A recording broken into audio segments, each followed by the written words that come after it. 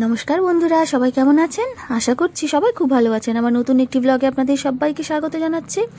আর প্রথমেই বলে দেবো ভিডিও শুরুতেই যে ভিডিওটি প্রথম থেকে শেষ পর্যন্ত দেখার জন্য কিন্তু আমি অনুরোধ করলাম।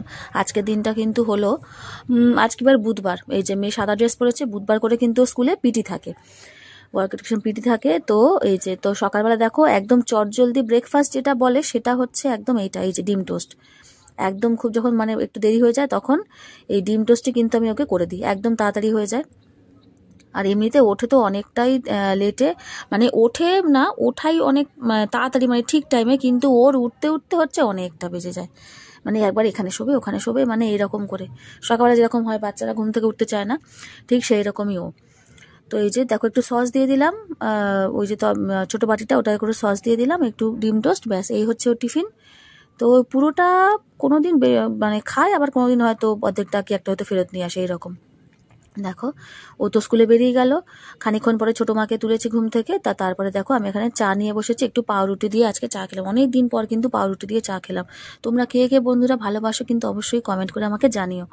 পাউরুটি দিয়ে চা কিন্তু খেতে বেশ ভালো লাগে। দেখো এখানে একটু সুজি বানিয়ে নিচ্ছি, সুজিটা আগে ভেজে নিয়েছিলাম, নিয়ে তারপরে দেখো তার আগেও হচ্ছে অন্য একটা কড়াতে সেখানে পেঁয়াজ আর আলু আমি ভেজে নিয়েছি, পেঁয়াজ আলু লঙ্কা ভাজা ছিল, তার মধ্যেই কিন্তু ওই ভাজা সুজিটা দিয়ে দেখো এটা কিন্তু ঝাল সুজি করব। অনেকেই জানো, আবার অনেকেই হয়তো খাও না, জানি না, অনেকেই জানে না মানে ঝাল সুজি আবার কি। অনেকে জানে সুজি মানেই হচ্ছে হালুয়া, কিন্তু ঝাল সুজিও যে হয় সেটাও কিন্তু খেতে বেশ ভালো হয়, সেটা কিন্তু অনেকেই জানে না। দেখো এইভাবে কিন্তু বানাই আমি। প্রথমে কিন্তু বেশি জল দিয়ে দিলে পুরো পুরো সময় কাদা কাদা মতো হয়ে যাবে, অল্প অল্প করে জল দিতে হবে আর কিন্তু নাড়তে হবে। দেখো ঠিক এইভাবে একদম একটু করে জল দেবো, আর দেখো একটু নেড়ে নেড়ে নেবো, পুরো এরকম কিন্তু ঝরঝরে সুজি হবে একদম। আর কিন্তু খেতে বেশ ভালো লাগে, ওই মিষ্টি সুজির থেকে না এই সুজিটা আমার কিন্তু খেতে বেশ ভালো লাগে, একটু ঝাল ঝাল করে করি আর পেঁয়াজটা একটু বেশি দিই, খেতে বেশ ভালো লাগে। এতে কিন্তু গাজর টাজরও যে কোনো সবজি কিন্তু ইউজ করা যায়, তো যে যা পারবে সেই সবজিটা ইউজ করবে। দেখো এইটাই হয়, আমি যখনই ভয়েস দিতে বসবো এই গাড়িটা আসবেই, মানে জলের গাড়িটা ভটভট করে শব্দ হবে, এই গাড়িটা আসবেই আসবে। আর দেখো এখানে হচ্ছে কালকে তো দেখালামই যে মাটন এনেছিল, মানে মেয়েকে যখন স্কুল থেকে নিয়ে আসে তখন, তো মাটনটা তো কালকে রান্না হয়নি, কালকে তো সব রান্না বান্না হয়ে গেছিলো, তো ফ্রিজে রেখে দেওয়া হয়েছিল। তো দেখো বার করছি, মাটন কিন্তু ফ্রিজে রাখলে না অতটাও কিন্তু টেস্ট আসে না। একবার আমি করেছিলাম, খুব একটা ভালো হয়নি, তো দেখি এবারে কি হয়, কিন্তু কিছু করার নেই, কালকে যখন এনেছে তখন তো রান্না করা যাবে না। এই দেখো ভালো করে সব মশলা, মানে জিরে, আদা বাটা অল্প ছিল সেটা দিয়েছি, আবার আজকে তো দেবো একটু, আদা বাটা দিয়েছি, জিরের গুঁড়ো, নুন, হলুদ, সর্ষের তেল, এই সব কিছু দিয়ে কিন্তু ভালো করে মানে মাখিয়ে রেখেছিলাম। মাখিয়ে রাখলে কিন্তু আবার ভালো হয়, এমনি কাঁচা রাখার থেকে এরকম ম্যারিনেট করে যদি রেখে দিই না ফ্রিজে, তাহলে কিন্তু খেতে বেশ ভালো হয়। আর সত্যি কিন্তু ভালোই হয়েছিল, মানে আগের বারে যেরকম ফ্রিজের মাংসটা রান্না করছে সেরকম কিন্তু হয়নি। আর দেখো আমি কিন্তু এইভাবে কিভাবে রান্না করি মাটনটা পুরোটাই আজকে তোমাদের সাথে কিন্তু বন্ধুরা শেয়ার করব। প্রথমেই কিন্তু আমি প্রেসারে এটা সিটি দিয়ে একটু নরম করে নিই, আমি কিন্তু প্রেসার কুকারে মানে কষানোর পরে প্রেসারে দিই না, ওই রকম প্রেসারে গন্ধ, মানে যদি রান্না করা হয় কষানোর পরে দিয়ে, তাহলে কিন্তু একটা একটা গুমোট টাইপের গন্ধ হয়, কিন্তু মাংসটা অন্য টেস্ট। আর এইভাবে যদি তোমরা রান্না করো না, তাহলে কিন্তু একদম পুরো খোলা যেরকম রান্না মানে যেরকম হয় আর কি মাটন, একদম চিরাচরিত সেই রকম কিন্তু টেস্ট আসবে। প্রথমেই তোমরা কিন্তু এরকম ওই মানে যদি পুরো মশলা নাও হয়, শুধু অন্তত নুন হলুদ দিয়ে তোমরা কিন্তু একটু সিটি মেরে নেবে। আমি এখানে 3টে সিটি দিয়েছিলাম, 4টে দিলে ভালো হতো, তাহলে আর পরে অনেকটা সময় রাখতে হতো না। মানে প্রথমে তো বোঝা যায় না, আবার ভাবলাম যে যদি বেশি গলে যায়, তো তারপরে দেখো এখানে তেজপাতা দিয়েছি তেলের মধ্যে, রসুন দিয়েছি, আদা বাটা, আর এখানে দেখো পেঁয়াজটা মা গ্রেটারে গ্রেট করে দিয়েছে সেইটা দিয়ে দিয়েছি, দিয়ে ভালো করে একটু মিশিয়ে নেবো।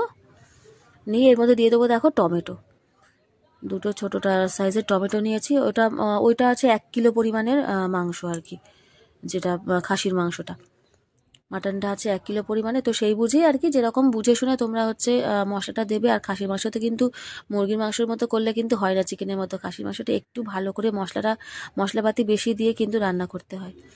মুরগির মাংস তবুও কিন্তু মানে চিকেনটা তবুও একটু হালকা পাতলা রান্না করলে চলে যায়, কিন্তু এটা কিন্তু চলবে না একদমই। আর দেখো এই দেখো মশলাটার উপরে কিন্তু মানে ওই যে পেঁয়াজ টিয়াজগুলো দিলাম একটু ভাজার পরে, আমি কিন্তু এইভাবে ওই প্রেশার থেকে মানে এই চামচে করে তুলে তুলে মাটনগুলোকে এর মধ্যে দিয়ে দিলাম, দিয়ে এবার কিন্তু ভালো করে একদম কষাতে থাকবো অনেকক্ষণ ধরে। যত মাংস কষানো হবে বেশি, তত কিন্তু মাংসের টেস্ট বাড়ে। দেখো হলুদ একটু কম লাগছিল, তো হলুদ কিন্তু দিয়ে দিলাম, যেহেতু কালকে মাখিয়ে রেখেছিলাম আন্দাজ অনুযায়ী একটু হলুদ দিয়ে দিলাম, দিয়ে কিন্তু ভালো করে কষাতে থাকবো। আর যখন এইরকম দেখো গ্যাসটা মোটামুটি একদম ফুল না করে মোটামুটি একটু মিডিয়াম করে কিন্তু কষাতে পারো। দেখো আমি তো কাঁচা লঙ্কা দিয়ে রান্না করি, লঙ্কার গুঁড়ো খাই না। আর যেটা লাল দেখছো এটা কিন্তু কাশ্মীরি মানে রেড চিলি পাউডার, কাশ্মীরি লঙ্কার গুঁড়ো। ওটা দিই জাস্ট একটু কালারের জন্য আর কি, কালারটা বেশ ভালো হয় দেখতে, তো সেই কারণেই দেয়া। তো আমি কিন্তু যে কোনো রান্নায় আমি কিন্তু, তোমরা দেখেইছো আমার ব্লগে, আমি কিন্তু সবসময় কাঁচা লঙ্কা ইউজ করি, আর মাংসতেও কিন্তু সেটাই ইউজ করি, কাঁচা লঙ্কা। কেননা ওই শুকনো মানে গুঁড়ো খেলে না প্রচণ্ড কিন্তু পেট ব্যথা করার সমস্যা হয়, সেই কারণেই আর কি লঙ্কার গুঁড়োটা অ্যাভয়েড করে চলি। একান্ত যখন না থাকে তখন তো মানে দিতেই হয়, কিছু করার নেই।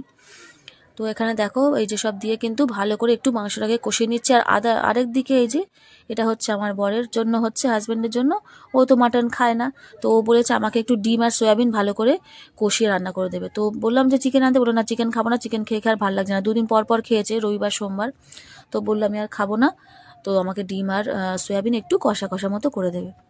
তো ওর জন্য সিদ্ধ বসিয়েছি, ডিম আর আলু সয়াবিন একসাথে বসিয়ে দিয়েছি। এখানে দেখো আমি তোমরা যদি দেখো যে কষতে কষতে একটু শুকনো হয়ে যাচ্ছে, তাহলে কিন্তু যে জলটা মানে আছে প্রেসারে, যে জলটা দিয়ে সিদ্ধ করা হয়েছে আর কি, সেইখান থেকে একটু একটু জল নিয়ে কিন্তু এর মধ্যে দিয়ে কষাতে হবে। কেননা যেহেতু জল থেকে আমরা মানে আগে সিদ্ধ করে নেওয়া মাটনটা, সেহেতু কিন্তু এটা থেকে তো বেশি জল ছাড়বে না, এমনি মাংস থেকে যেরকম জল ছাড়ে, তো সেই জন্য যেটা আমরা ওই প্রেসারে সিদ্ধ করেছিলাম আর কি জল দিয়ে, মাংসের যে জুসটা রয়েছে, এই যে দেখো, এইটা কিন্তু একটু করে দিয়ে দিয়ে কিন্তু কষাতে হবে। যত মাংসটাকে বেশি মানে আমি প্রায় 1/2 ঘন্টা ধরে মাংসটাকে কিন্তু কষিয়েছি, আর কষিয়েছি বলে কিন্তু টেস্টটাও খুব ভালো এসছে। দেখো দেখেই কিন্তু বোঝা যাচ্ছে যে টেস্ট কেমন হবে।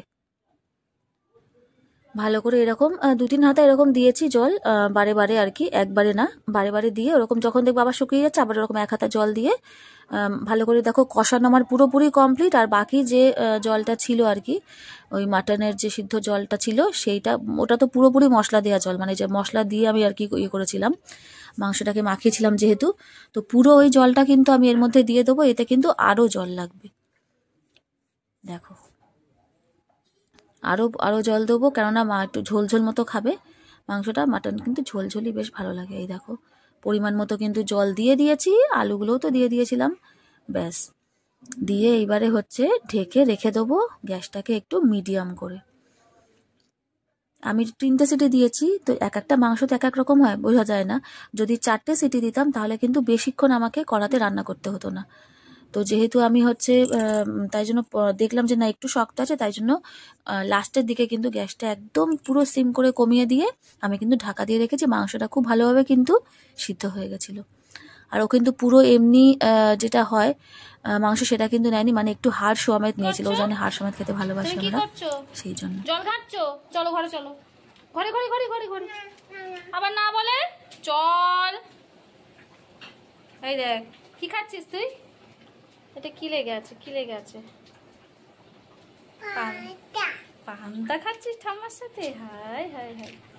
এই আমার ছোটো মা দেখেছো তো, বাড়ি থাকলে এরকম, মানে ও হচ্ছে ওই জলের কাজ, আমি রান্না করবো পেছনে গিয়ে এরকম জল ঘাটবে, জলগুলো ঢাকা দিয়ে রাখবো, সেই ঢাকনাগুলো খুলে দিয়ে ও হচ্ছে জল ঘাটতে থাকবে। ওই জন্য আর কি ওকে হয় ও দাদুর কাছে দোকানে দিয়ে দেওয়া হয়, ওখানে বসে খেলা করে দাদুর সাথে, আর তা নাহলে ওই ঘরে ওই মার সাথে, এরকম কাউকে না কাউকে থাকতে হবে ওর সাথে, একা থাকলে এরকম বদমাশি। দেখো ডিম আর আলু সয়াবিনটা কিন্তু হয়ে গেছে আমার, সয়াবিন আলু ডিম দিয়ে। আর এই যে হচ্ছে আজকে আমাদের রান্না, আর কোনো রান্না করিনি, আর এই হচ্ছে আজকে আমাদের রান্না, শুধু মাটন হয়েছে, মানে অনেকদিন পরে হলে যেরকম হয়, আমরা তো খুব একটা খাই না যেহেতু হাজবেন্ড খায় না বলে, আর বেশি খাওয়া কিন্তু একদম ভালোও না, মাটন যত কম খাবে ততই কিন্তু আমাদের স্বাস্থ্যের পক্ষে ভালো। যেরকম চিকেন কিন্তু কন্টিনিউ খেলে কোনো ব্যাপার না, কিন্তু মাটনটা কিন্তু সেরকম ব্যাপার না, মাটনটা ডাক্তাররা সবসময় বলে কিন্তু কম খেতে। তো সেই জন্য দেখো ভাত বেড়ে নিচ্ছি এখানে, আজকে তো শুধু একটাই তরকারি হয়েছে, উচ্ছে আলু সিদ্ধ দেওয়া হয়েছিল, কিন্তু মা বলে থাক ওটা আর মাখতে হবে না, রেখে দাও, এই দিয়েই খেয়ে নেবো। এই দেখো কেন এনেছিস এইসব জেলিগুলো, বলেছি খাবি না, মারবো দেখ না এক্ষুনি। দেখে এমনি ধর, এমনি ধর।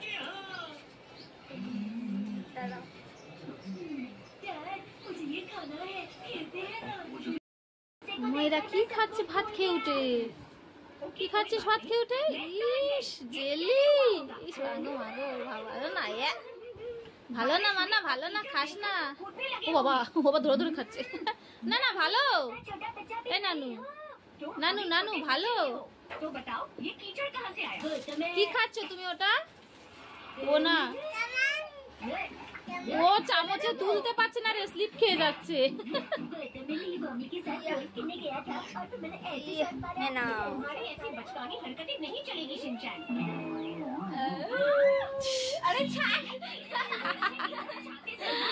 দুষ্টুমি,